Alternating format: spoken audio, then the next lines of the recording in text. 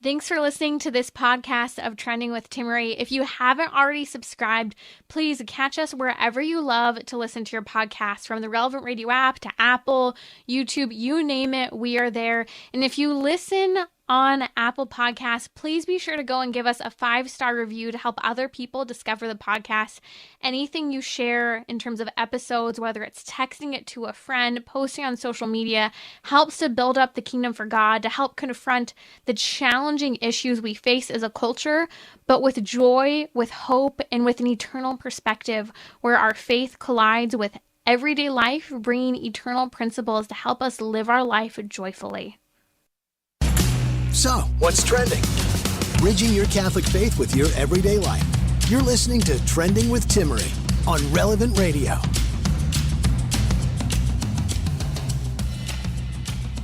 Things everyone should know about how birth control impacts women's bodies. We can't stop talking about it. Why? Because birth control is viewed as the thing that is the solution to reducing abortion numbers or to the lack of access to abortion. It's not. We need to be able to respond as people increasingly turn to everything from birth control to sterilization. In fact, I'll discuss a little later on the story of one woman who wrote to me this week talking about how and why sterilization isn't the answer for any woman, and how we don't talk about the real life stories of women who have been there and regret it. Also, I'll debunk arguments made from the speeches and some of the signs at the Women's March this weekend, because it is important that we're engaging with these arguments, even if we don't think they're that strong. That's why we have to respond and be able to break it down. Also, you can repurpose furniture, but you can't repurpose the human person. And I think that this is what the LGBTQ ideology and movement is really trying to do. And as I was thinking about theology of the body this morning, it really hit me that there's this attempt to repurpose who we are as human beings. But the reality is that what we are called to is redemption in our Lord Jesus Christ, and being renewed in what God's original meaning for the human person was, not trying to pick up the pieces of our fallen nature and recreate ourselves and repurpose ourselves. It's not working out too well, as we can see in the gender movement. But I think many of us are tempted to fall in line with what this gender ideology is saying in the name of love, in the name of compassion and empathy. But that's not the most empathetic way to go, and we'll talk about that today on Trending. Okay, news broke this week. The FDA received its first application on Monday for over-the-counter birth control.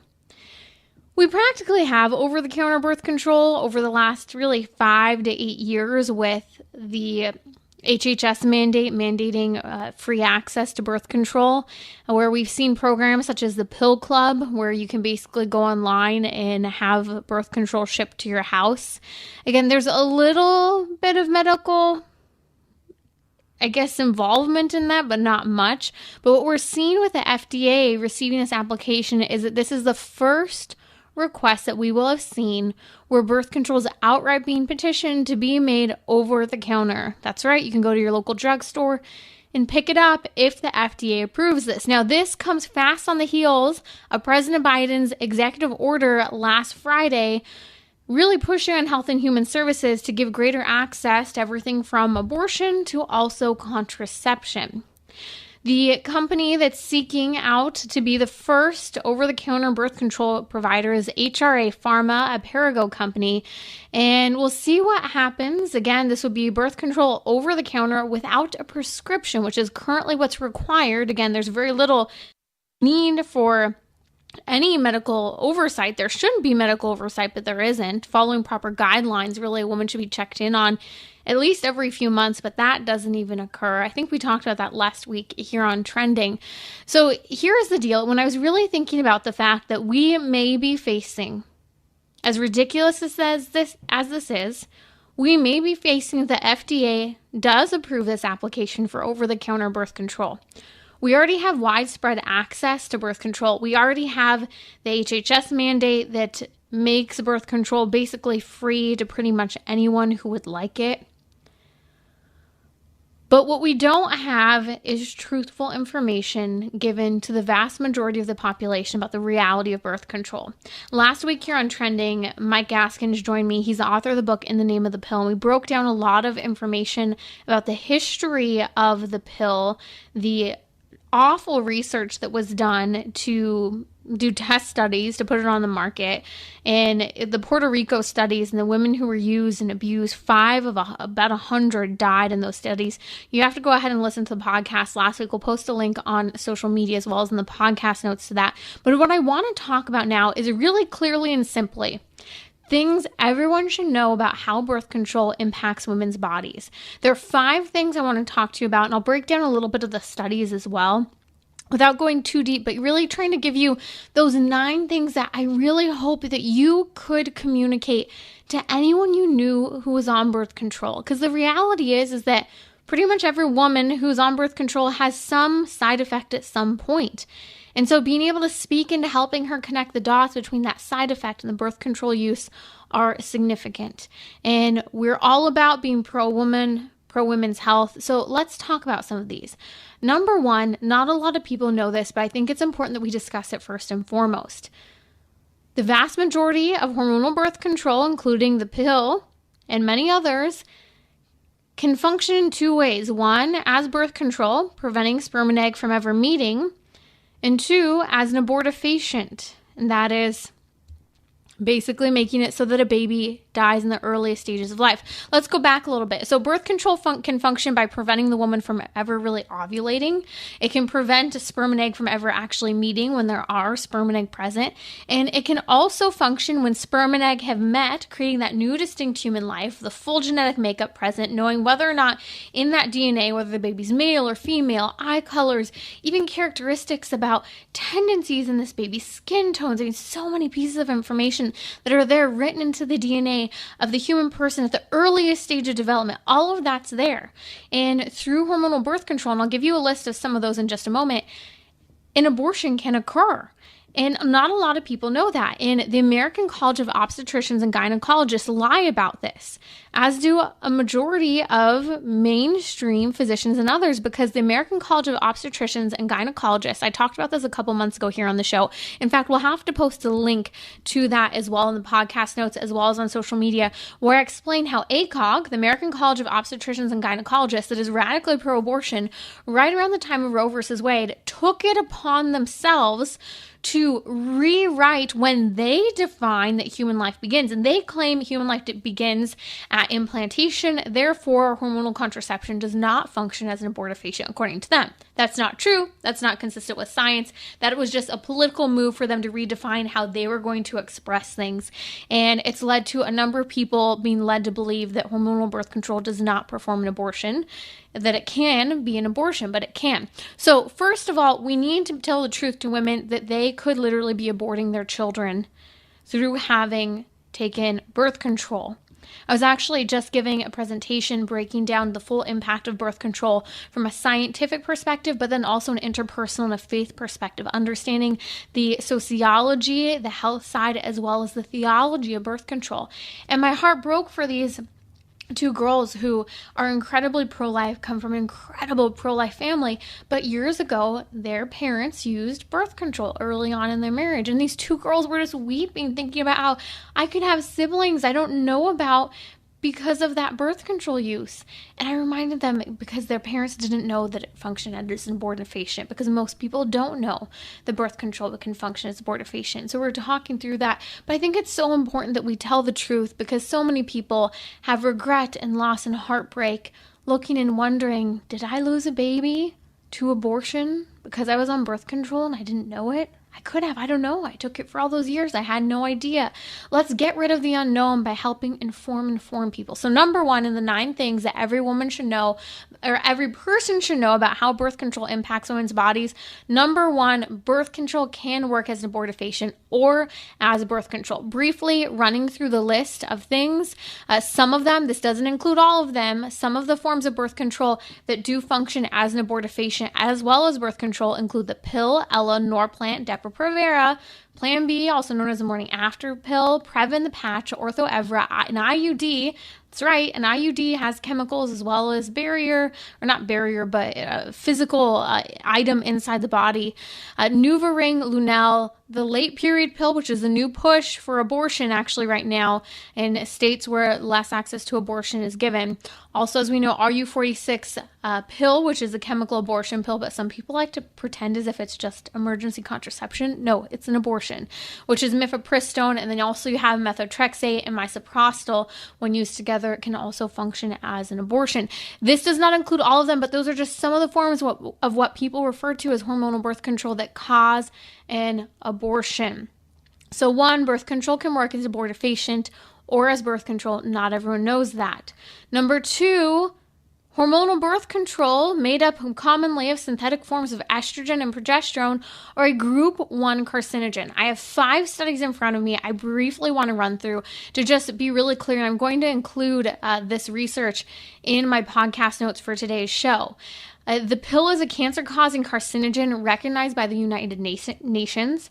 The cancer research in the UK recognizes that breast cancer is more common among women who take hormone replacement therapy and the pill for long periods of time. Remember what quote-unquote hormone replacement therapy is? It's also what people are using today for cross-sex hormones when they want to identify as an opposite sex. That causes cancer in people, and we are not informing young people who are taking cross-sex hormones, especially without parental approval, as minors. Okay, another study, Time Health and Family Magazine, says a curious link between birth control pills and prostate cancer. Yes, because it's in our drinking water now, because it's being shed off in our urine for those who take it, and it's leaching into our water system. And yes, birth control's in our water today. University of Boulder, Colorado did one of the first studies on this, or studies worldwide, showing that there's a link between the increase in cancer among men and women linked to birth control. Also, the Journal of National Cancer Institute said oral contraceptive use has been associated with an increase in the risk of breast cancer in young women. A 2003 Columbia University study, so the National Institute of Environmental Health added estrogen to its list of known cancer-causing agents. Estrogen known to be in birth control. Okay, I could go on and on. The list is copious with studies out there. But again, number 2 in the 9 things that everyone should know about how birth control impacts women's bodies is that it is a group 1 carcinogen, cancer-causing agent. Number 3, birth control increases blood clots leading to stroke and heart attack. You may have followed the news. Hailey Bieber, the wife of Justin Bieber, model, also daughter of Alec Baldwin, had a stroke a few months ago, and her physician linked it to the fact that she had just started birth control, and also the fact that she would have been a candidate who should not have had been on birth control. It should never have been prescribed it because of her family history in this direction of predisposed health issues that fall in line with health problems that are caused by birth control. Number 4, women who are on a form of birth control are 2 times more likely to get HPV. Why? Because they're more sexually active, thinking that they're safe from the baby coming, but they're not safe from a sexually transmitted disease, or might I add, also a broken heart that comes with sleeping around. I'm not even getting into the interpersonal side of the harms of birth control. We'll have to talk about that more in the days to come, because we will be staying hot and heavy on this topic, because we need to discuss this with family, friends, forming and informing people before it's ever a risk, and helping people to know the truth. Okay, number 5 in this list of things everyone should know about how birth control impacts women's bodies. And by the way, you're listening to Trending with Timmerie here on Relevant Radio if you're just joining me. Number 5, it decreases libido. And some might say, well, how does this have to do with medical issues? Because we're talking about functions of the body that are functioning correctly. And for the first time in human history, we gave the body, with hormonal birth control, something to stop the body from functioning according to how it's supposed to function. That's what birth control is, that's what abortion is, and that's what so-called therapeutic hormone replacement therapy and hormone therapy is for people who identify as a different sex than their biological reality. All of this is not medicine. But why do I bring it up? Because we have medical fallout. One of those medical fallouts for people who are taking hormonal birth control, or also cross-sex hormones, is decreased libido. People think they're going to have more access to their sex life, when in reality, they have less interest in their sex life. Number 6 in this list is birth control increases the future risk of ectopic, also known as tubal pregnancies. The damage that is done through hormonal birth control is leading to those babies when you decide you want to have a baby, or when there's a surprise, because these surprises still do happen when you're on birth control. These babies are often stuck in the fallopian tube. And as we know, currently the only treatment for that, you can wait and see for a certain point, but an ectopic tubal pregnancy can kill both mother and baby. And so it was the one area where we talk about you don't have an abortion, while some people will take forms of mifepristone, methotrexate to have an abortion to kill that baby that's in the fallopian tube. That is an abortion. That is the intentionally going in and killing of a baby in the fallopian tube. But the best medical intervention, and it's a sorrowful one, is to extract the baby from the fallopian tube, either intact inside the fallopian tube or making an incision in the fallopian tube and removing the baby. The baby then dies naturally outside of the womb. There's a difference between the intentional killing via an abortion and the extraction of a living baby that we can try our best to give medical intervention to, but is usually at such an early stage in life we're not able to help that baby survive outside of the womb. And so what we're seeing is that women are going through the tragedy of ectopic pregnancies, whether of a wanted child or a surprise baby, and then they're going through with knowing the fact that in many cases, a common practice is to have an abortion using abortive drugs to kill the baby who's in the fallopian tube, rather than morally and ethically not having on your conscience that you had an abortion, but that you respectfully handled a medical treatment for both you and baby to try and save those both individuals. But many women today have this burden and sorrow of ectopic pregnancies, and they don't know that these are caused by hormonal birth control in part. They're also caused, by the way, side note, by abortion, because pelvic inflammatory disease is one of the most common side effects of an abortion procedure. And one of the most common side effects of pelvic inflammatory disease is to have future ectopic tubal pregnancies. This is the fallout when we intervene and try to stop natural functions of the body. That is ovulation, that is the creation of new human life, the development of growth of new human life in the body. Number 7, in this list of 9 things that everyone should know about how birth control impacts women's bodies is the risk of future infertility. Many women think that they can just get off the pill like that and have a baby, but that's not the reality. Their hormones have been completely jacked up for months, more often years, and sometimes even a decade or longer if they started birth control in their teens and early teens, and now they want to have a baby entering into their 30s. That's almost 2 decades later for some women. And the body doesn't just repurpose itself to have the perfect chemical makeup to have children again. What birth control does is it intervenes in preventing natural processes for years of functioning.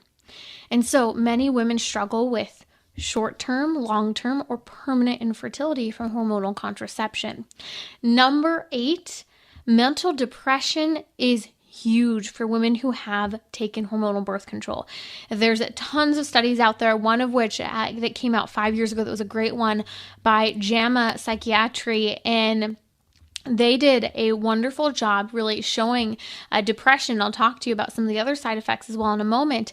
But one really interesting thing that came out over the last few years is that when women start birth control in their teenage years, when their brains are still developing, even if they get off birth control, for having taken birth control during those fundamental developmental years of the brain, even if they get off birth control, they have long-term damage to the ability to reason and also cope with stress, anxiety, and depression later on. And so we're doing long-term damage for so-called short-term solutions. Again, there's a JAMA study. We'll include a link on social media and in the podcast notes to number 8, again, being mental health crisis of depression. Number 9, going on with that mental health crisis and things everyone should know about how birth control impacts women's bodies is severe increase in anxiety and nervousness. This is the truth of what hormonal birth control does to women's bodies, and we need to tell them the truth. I'll run through it quickly. Number 1, birth control can function as an abortion causing an abortion, also known as an abortifacient, not always functioning as birth control. Number 2, it's a group 1 carcinogen. Number 3, birth control increases the risk of blood clots leading to stroke and heart attack in young people. In fact, there's a whole story. Megan, I can't remember her last name, was headed to the Olympics, and she didn't get to go to the Olympics because she had severe blood clot that prevented her from competing.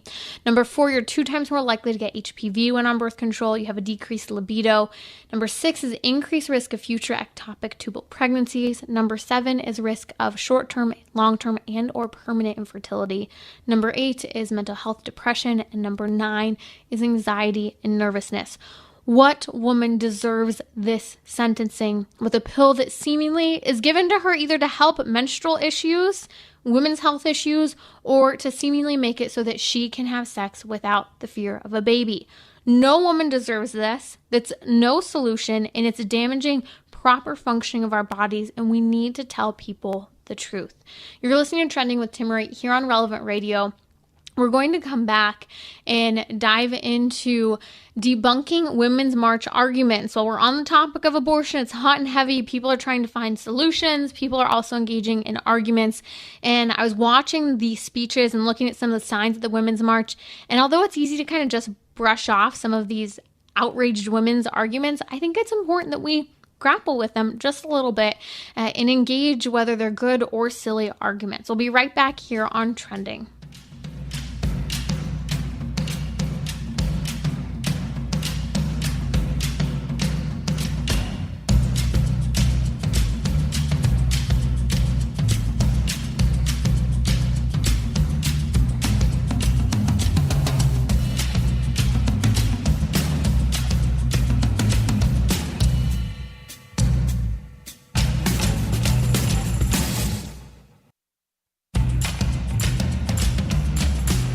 So, what's trending? Bridging your Catholic faith with your everyday life. You're listening to Trending with Timmerie on Relevant Radio and the Relevant Radio app. Debunking Women's March arguments. We are going there even if you didn't attend the march, which I hope you didn't, please. And at least they weren't wearing nasty hats because it's summer and they are really endorsing the color green for their Summer of Rage rallies that they had. One in front of DC where people like to try and claim that there were thousands there. There were a couple hundred people in DC. No one actually wants to be involved in this. Although people might be raging pro-abortion, the reality is, the truth is that the vast majority of the nation is indeed pro-life, and I think that the media has done a great job making it seem otherwise. So I'll debunk some of the Women's March arguments because it is important that we engage them, because to some people they sound convincing, especially those people who are in the middle, on the fence. Also, we've been discussing whether or not sterilization is the answer to decreasing abortion access, and we've discussed how it's harmful to women's bodies. We talked about that today. I discussed, and you need to listen to the podcast later, I discussed 9 things everyone should know about how birth control impacts women's bodies. Last week, we talked a lot about birth control and also the snip, why a man should not get a vasectomy. But what I want to share with you is one woman's story. She wrote to me this week as I've been talking about sterilization and birth control, and she shares her own story, and you need to hear this. So stay with me. Also, you can repurpose furniture, but you can't repurpose a human person. And this is really what I think the LGBTQ movement is trying to do, instead of allowing our Lord Jesus Christ to redeem and save us. We'll talk about that in just a moment, but I really do want to talk about what the feminists had to say at the Women's March this weekend.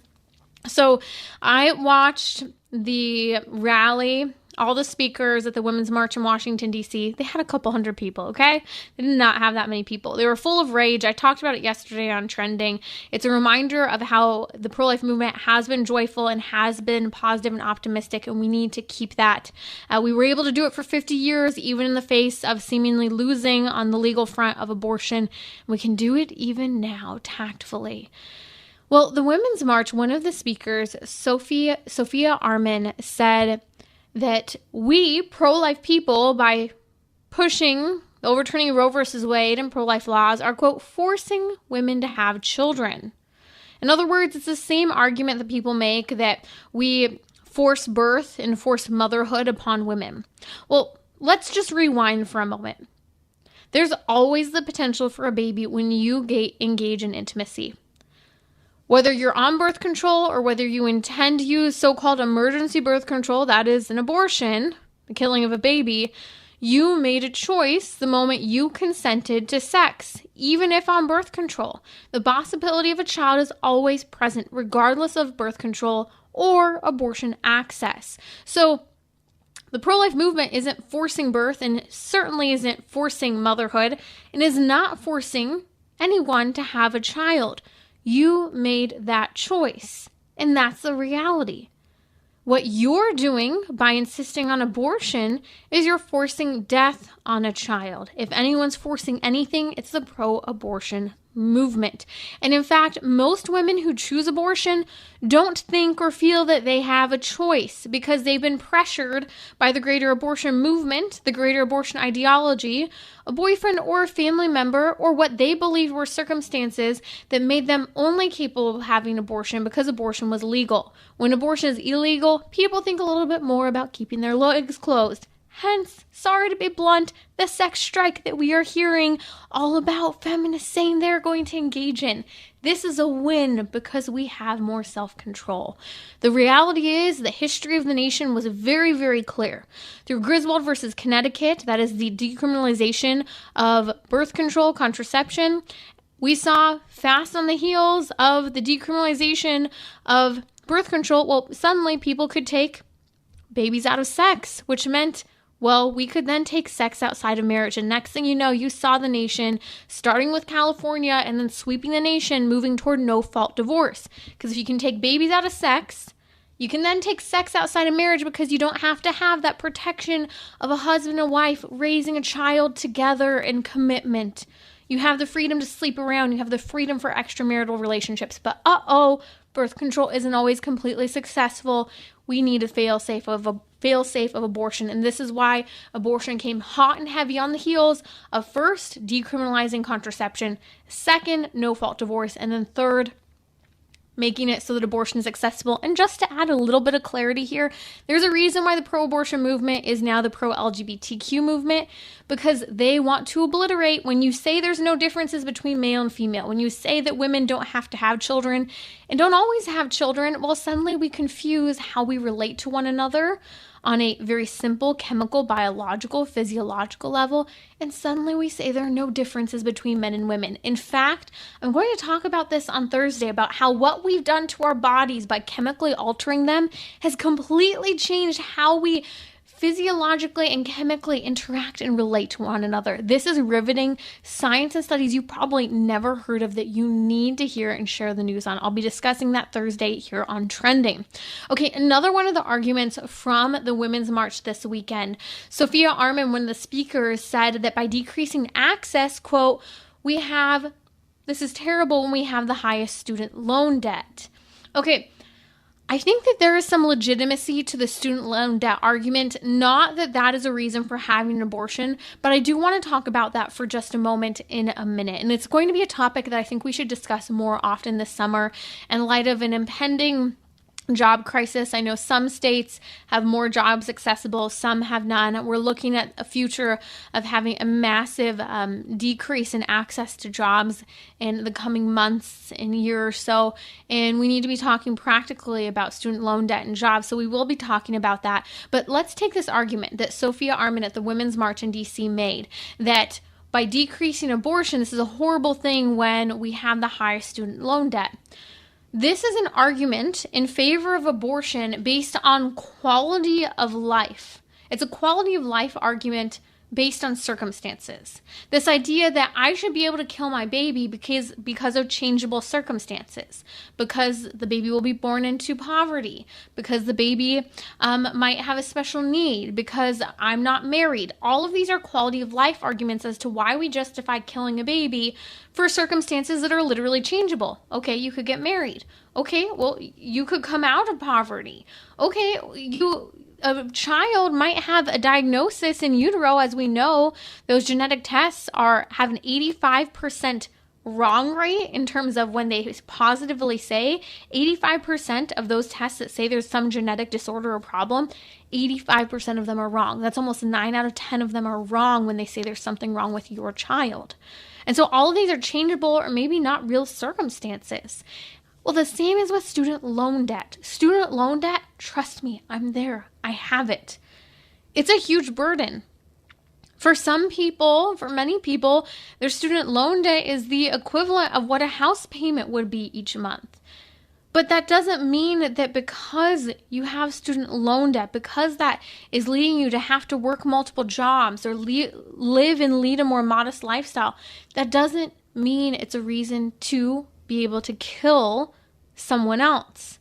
And so that argument that how could they decrease abortion access when we have the highest student loan debt?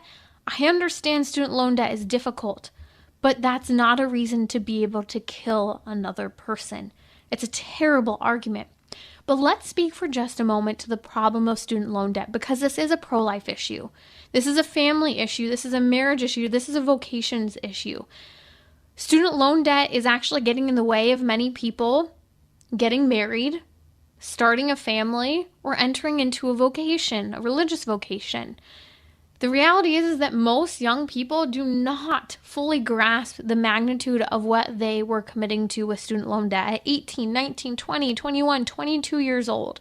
I would even argue that most people don't really understand the significance of the debt they're entering into years later, as they're really having to manage and pay for and work through the burdens of loans and what that really looks like and the fullness of all of the bills that you commit to. You know, when you're 18, 19 years old and you have next to no expenses, student loan debt doesn't sound like that big of a deal in the grand scheme of things. But it's become a real problem where people are delaying marriage, are delaying having children, and are delaying their vocation. I can say even in my own life, my husband and I wish that we got married sooner, but in part, one of the reasons why we didn't get married sooner does in part have to do with the part student loan debt had in our journey. Another thing I think that's important with this in mind, because this is a pro-life issue, people are saying they need abortion because of their student loan debt, or because they say, wow, I took out all the student loan debt, I'm finally graduating, how can I stop now to have a baby when I'm just getting into the career that I spent all this money on, that I'm going to be indebted for years to come? We have to speak to the reality of the problem of student loan debt before it's a problem, helping people not to enter into it, choosing vocational schools, choosing realistic and practical degrees. My mom and I were just talking about that the other day. There's a difference between letting your passion be a hobby and it being what you do for work and actually being able to get paid for it and make a living and support a family. Those are really important distinctions we have to make in our culture, and there are a lot of people today who are regretting their choice of career and choice of education, and they're paying a price for it in student loan debt as well. So is that a reason to kill a baby? No, but is there legitimacy to why this is a problem for us as pro-life people to help contribute to a pro-life society? Yes. Parents, have these conversations with your kids. Really way to discourage student loan debt, help kids to choose practical degrees, encourage young people into vocational schools.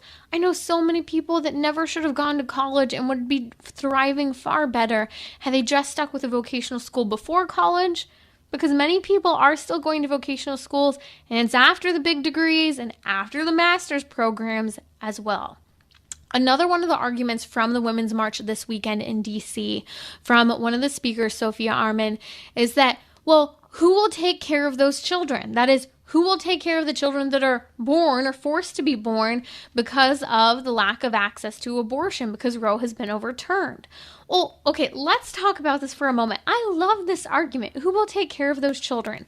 Number one, pregnancy resource centers are there helping women so that they can be equipped to care for their children.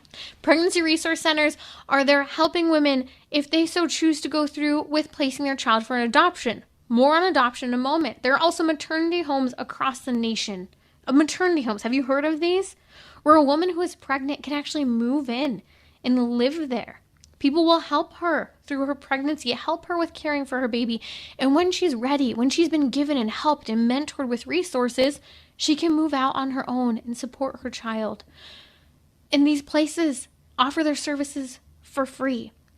In fact, I spent some time living in one because my parents closed up their house at one point to run a maternity home that they helped open when there were no, I guess you could call them house parents to run the maternity home and guide these women. So I lived in a maternity home for a while as a little kid. I've also been a part of seeing maternity homes open in San Diego. There's one in San Diego called Agnus Dei, Lamb of God Maternity Home, and it's specifically for women who are choosing to place their children for adoption so that they can be with other like-minded women, because that's a really difficult choice, and you need other people who understand the difficulty of that choice. Who else will help women take care of their children? Generous people. In fact, I want to share with you a few stories. I know a pro-life family who adopted and raised their niece's 2 twin girls with special needs when, one, she was pregnant outside of wedlock, wasn't going to keep the babies, this family volunteered to raise the babies, adopt the babies, and raise them. And they're 2 thriving young women today. I also have a friend who adopted a baby after a woman was walking into the abortion clinic, and my friend was there sidewalk counseling. She helped intervene and talked her out of the abortion, but the woman said, "I will only keep this baby if you will adopt my baby." So guess what? My friend has a baby that she adopted and is probably about 5 to 7 years old today. She's raising her. She's her own child, and it is a beautiful, beautiful story. I also have another friend who was adopted about 30 years ago when her mother flew to the United States from India for a late-term abortion. In India, there's preferential treatment to have boys over girls, and much to her dismay and her family's dismay, she was having another girl. And so secretly, she was coming to the States. I don't know why she had to come to the United States, but she was coming to the United States for a late-term abortion in California, because California has always done late-term abortions. Well, a couple that I know was out in front of the abortion clinic that day and helped intervene, and were able to help talk to her about how the woman shared she didn't want an abortion, but she felt like she couldn't go back to India, that she'd be ostracized for having another girl. And so the couple helped her to stay there in the States for a couple more months to then place her child for an adoption. That young woman's a pro-life advocate today. And this is the truth. When people make this argument, like the women did at the Women's March, who will take care of these children? The answer is the generous people across this nation who are more than willing. Also, let's talk about it from the perspective of, for just a moment, of adoption.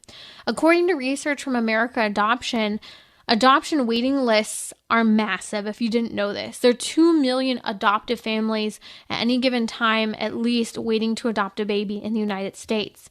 For every 1 newborn baby that's placed for adoption, there are 36 couples waiting still.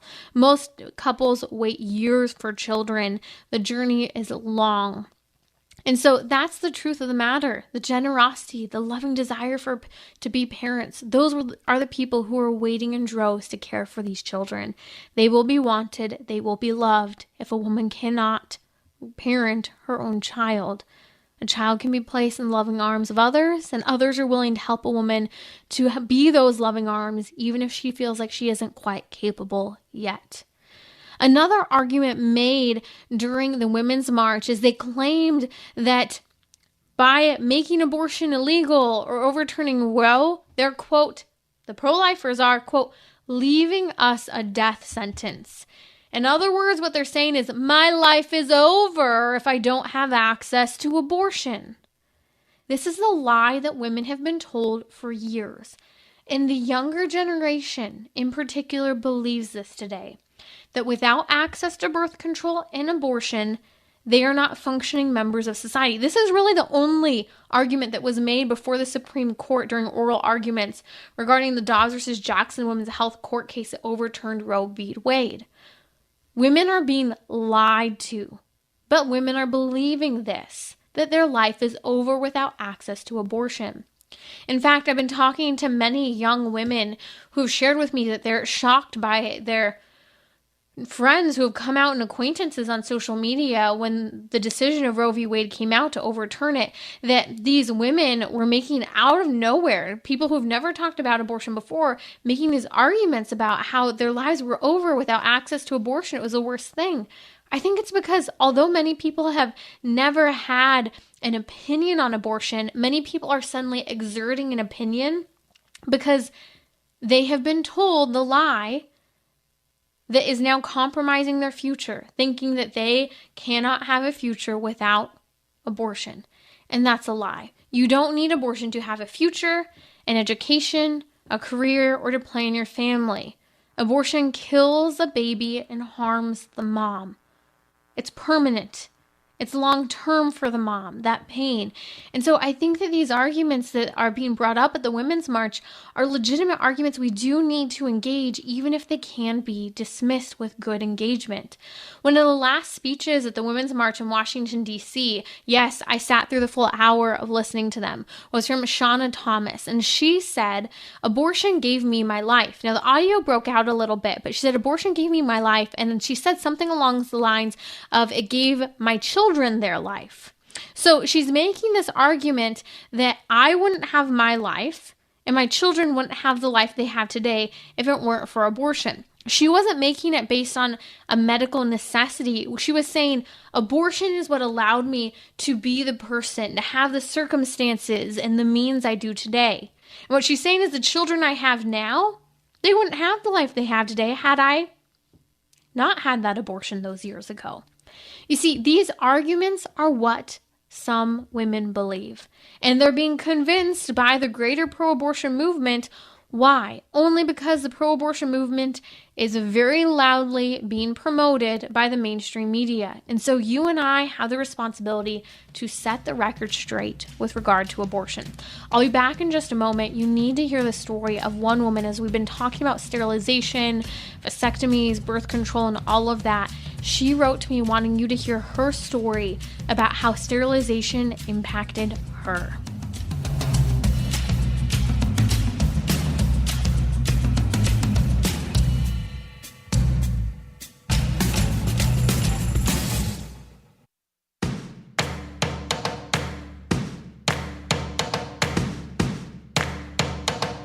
We're talking about what you're thinking about.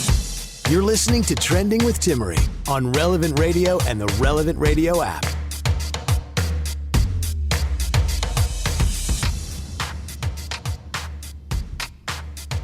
Welcome back to Trending here on Relevant Radio. I want to share with you a testimony that Leona wrote into me this week. She shares her story of sterilization, and she shared it after we have been talking a lot over the last couple weeks about birth control, sterilization, vasectomies. We'll include links to the podcast notes talking about the medical fallout of some of these things, one of which I gave you 9 things everyone should know today about about birth control's impact on women's bodies. But what was interesting is Leona wrote to me about her past. She said, when I've been talking about birth control and sterilization, it really made her think about her past. She shared that she got pregnant when she was about 15, her sophomore year of high school. Her boyfriend, now husband of 34 years.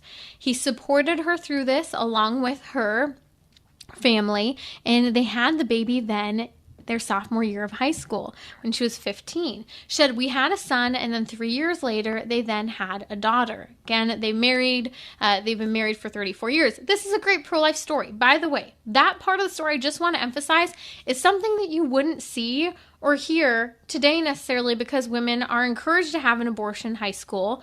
The high school sweetheart, everything falls apart. They lose that relationship. And the next thing you know, here is this broken woman who is still a mom, but is a mother to a dead child. And here, what I'm trying to say here is this is what's so important about having pro-life laws, because it makes stories like these possible. Now, she shares some of the downside of her story. So they had 2 children. They had a boy and a girl. She said, my husband had joined the military and we were living in Hawaii a few years after my daughter was born, and I got my tubes tied. Should it seem like the right thing to do at the time? Everyone seemed to be doing it, and I had my boy and girl. So we had the family we wanted. And I didn't want to take birth control forever. So she said, I went to the doctor and he informed me that military families could have the tubes tied for just a $25 copay. She said, but I wanted it done. And he said, if I wanted it done, I should do it right away because they were going to discontinue the copay and it would cost a lot more. So he got her scheduled for the next week. When she and her husband went to the hospital the next week and they were preparing her for the procedure, she started to get second thoughts. She said, this doesn't feel right. She said, maybe I shouldn't do it. But she said, I was already there. She said, my husband would be mad if I made him bring me here just to bail. She said, the doctors would be mad for wasting their time. And on her thoughts continued to go. She said, I wanted to say no, but she felt like she was far too into it. She said, as she was falling asleep from the anesthesia, she tried to tell the physicians to stop because she didn't want to have her tubes tied. She said as the anesthesia was kicking in, she was screaming in her head to stop, that she didn't want it, but they couldn't hear her screams because the anesthesia had been kicking in. She woke up, and as she was coming back to it after the procedure, she woke up fighting, trying to make them stop because she didn't want her tubes tied. She said she was horrified because it was already done. This poor woman, because this is the truth of sterilization for a lot of women. She goes on to say, I cried for days. She said weeks. She started to say, Lord, what have I done? She said, I'm so sorry. I ruined everything. She said, I couldn't stop crying. I was devastated at what I did and ashamed. She said, one day I lay on my bed while my children were sleeping. She said, my husband was at work, and she said, I cried and told God I was so sorry for what I did and to please forgive me. She said, I begged him. She said, as I laid there with a wispy, feathery light, she said, I felt a wispy, feathery light flow over my legs and up over my face and covered my body. I felt this breeze and felt such a love and peace. She said, the windows were closed and there was no wind or fan. I knew it was God and I knew he had forgiven me. She said, I felt his peace and that it would be okay. But she said, it was a long time before I could forgive myself. She said, I grew up Baptist, but was confirmed as a Catholic in 2019. Praise God. She said, I confessed my sin of getting my tubes tied and began healing from the trauma it caused that I had tucked away. Praise God. Did you hear that? She had this incredible miracle of an experience that God gifted her with when she was expressing her sorrow and asking his forgiveness, but she couldn't forgive herself at the time. It wasn't until years later when she converted to Catholicism and went to confession that, my friend, began the healing and trauma that had been caused by having her tubes tied. She goes on to share that after this procedure, she spent years on birth control pills anyways because her hormones were so imbalanced. By the way, tubes tied, all of these things that we try to do to prevent having children impacts how our body functions and can impact hormones. And also, she didn't want to be on birth control for years, so it makes it seem as if she had been on birth control, therefore also impacting her hormones. Anyways, what ends up happening, she shares, she said, I ended up getting fibroids and had a hysterectomy when I was 35. Should I long for more children, but I had to face the consequences of my decision. Should listening to your show, all of this came back to me of what happened. Should I was 22 when I had my tubes tied. I was way too young to make this decision, and I feel the doctors tried to scare me into having it done because I couldn't afford it without the cheap copay. Should everyone else was doing it. Should it was wrong, and the lies are still being told to women today, and they are suffering for it. Should listening to your show help me to sort out all the hurt I was still carrying around with me. I made a big mistake, but our God is merciful, and he has forgiven me, and now I am at a place where I can understand what brought me to that decision and accept God's forgiveness and forgive myself. She goes on to share that not many people talk about how sterilization affects you when it's done. She said, I took control of my ability to have children when it was not my right to do so. It is God's right. She said, because I am his. She said, I'm so grateful for his love and mercy. She said, thank you for talking about all of this. It helps so much. I hope my story will help others to heal too. Leona, thank you for sharing your story of having gone through with a sterilization, having your tubes tied, because you just spoke leaps and volumes to every person who has also chosen that same decision and regretted it. and you speak to the mercy that's available in our Lord Jesus Christ in this situation, but you also speak to the truth that it's seemingly normal, that everyone's doing it, that the medical community is encouraging it and pushing it. And that's actually a topic I want to talk about, the fallout, the medical impact of hysterectomies and having your tubes tied, and that no one's talking about the aftermath of that so many women go through. And many women, just like the topic of vasectomies, men don't want to talk about the negative impact that's had on their bodies, and especially women. As women, we have the gift of motherhood. We're called to protect that gift of motherhood. And when we don't, whether through hormonal birth control, abortion, or sterilization, that guilt can run so deep that women often don't call out for help and don't share their stories because they feel so much guilt and sorrow over the choices they've made. And Leona, by you sharing this story speaks into the lives of so many people, of mercy, of hope, and of the truth of what seemingly is an easy fix to not having a larger family when you're not ready, of not having a larger family or having any kids at all because abortion isn't accessible and you can't plan it on your own terms. These are the stories that tell the truth about the reality of how an abortion culture, a culture that says that babies aren't the result of what should come from the great gift of intimacy between a man and a woman. All of these things are what are leading to the medical fallout for women and men. We talked about that last week with vasectomies. It's leading to the interpersonal fallout. That is the relationships that are falling apart. It's leading to this brokenness where people sometimes are running from God because they think that what they've done is unforgivable. But Leona's story tells the truth that everything is forgivable in Christ. I invite you and encourage you, especially if you're Catholic, to go running to the sacrament of reconciliation, because that's the great gift where we are healed by the blood of the Lamb. And we need to help people in seeking mercy to live their pro-life futures, even if they didn't have a past in that direction.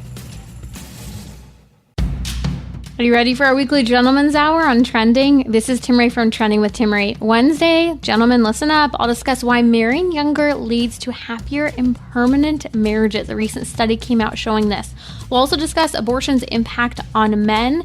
And listen to this. The Wall Street Journal came out talking about what porn does to teenage brains, and you need to know. So join me Wednesday, 6 p.m. Central on Relevant Radio or the Relevant Radio app.